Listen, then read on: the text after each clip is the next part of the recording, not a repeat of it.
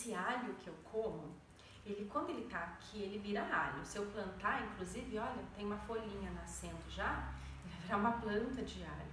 Mas se eu comer, ele vira eu. Ele deixa de ser alho e vira eu. Não vai ter alho em mim, em algumas partes do meu corpo mais, né? E se eu como ovo, eu tenho um ovo aqui. Se eu como ovo, o ovo deixa de ser ovo e vira eu. Então, alguma coisa acontece com os alimentos quando a gente come, que eles se transformam. Eles deixam de ser o que eles eram e passam a ser uma parte de quem os comeu. O que será que acontece? Aliás, do que é feito um alho? Porque ele é diferente de um arroz, de um ovo, de um feijão. O que será que faz o alho ser alho? Então eu pego uma parte, um dente de alho aqui, eu fico olhando para ele, né? E ele tem, enfim, como é que eu posso pensar o que tem aqui dentro do alho que faz o alho ser alho e que faz a madeira ser madeira, a panela ser panela, a mesa ser mesa? E eu vou contar uma história, porque essa pergunta é uma pergunta importante, uma pergunta fundamental, do que é feito o mundo? E ela foi pensada por vários povos, vários. E eu vou contar uma história de um dos povos, que era do povo grego.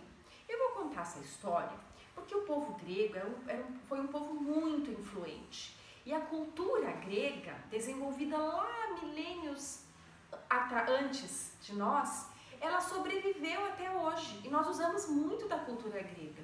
Nós usamos as constelações, nós usamos o alfabeto, que foi compilado pelos gregos. E nós também usamos algumas ideias dos gregos sobre como é feita a matéria. Então é essa história que eu vou contar para vocês. E os gregos, eles pensavam sobre isso, eles escreviam sobre isso, e eles acabaram chegando a duas hipóteses principais sobre do que são feitas as coisas. A primeira hipótese é uma hipótese que é assim: imagina um alho e eu corto esse alho no meio, eu vou ter meio alho. Depois eu corto de novo no meio, vou cortando no meio, vou cortando no meio, vou cortando no meio, até que eu chego onde?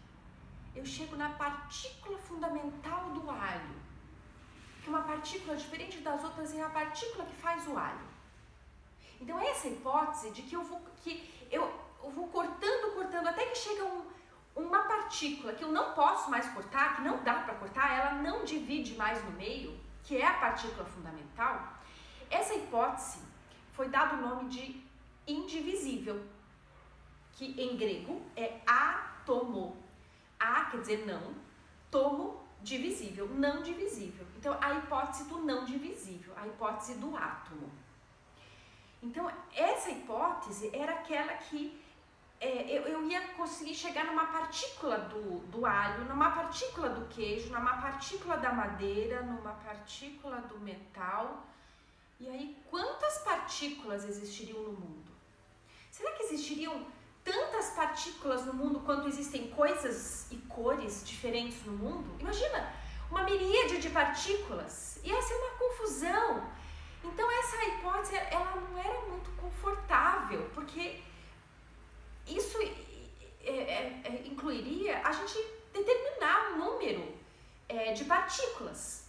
E quantas partículas? Ou será que o alho é feito por mais de uma partícula fundamental, né? Enfim, então essa era a primeira hipótese, a hipótese do átomo.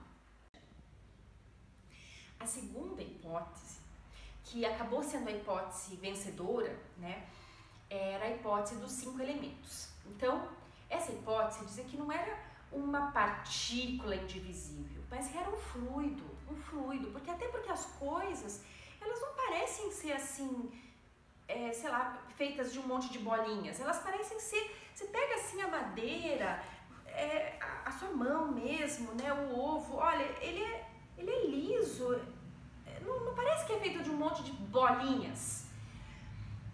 Então a hipótese do fluido, ela tinha 5 elementos que eram fluidos, que eram o elemento terra, o elemento água, o elemento ar, o elemento fogo, esses 4 aqui na Terra, e o elemento éter, que era um elemento que não existia aqui na Terra, que existia nos astros que ficavam para lá da Lua. Então aqui nós tínhamos 4 elementos e todas as coisas são formadas por 4 elementos. Então você pega o alho e ele é formado por uma combinação desses 4 elementos: terra, água, ar e fogo.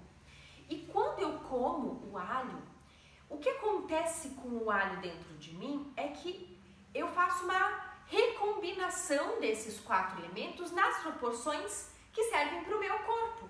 Então o meu corpo e o alho, nós somos feitos dos mesmos elementos, mas em proporções diferentes. Então olha, isso explica tudo, é uma teoria assim tão bonita. E então ela acabou realmente ganhando da teoria atomista, da teoria do átomo, e ela ficou durante muitos séculos. A gente ficou muito feliz com essa teoria porque ela explicava muita coisa. Por exemplo, ela explica como é que uma madeira queima. A madeira queima porque a madeira ela é feita de uns elementos, e quando você queima a madeira, sai fogo, então sai o elemento fogo da madeira. Então, tinha lá dentro, a madeira tinha elemento fogo. Sabe o que mais sai da madeira? Sai ar. Sai ar. Você olha para uma madeira queimando, você percebe o ar subindo também. Então a madeira também é feita do elemento ar.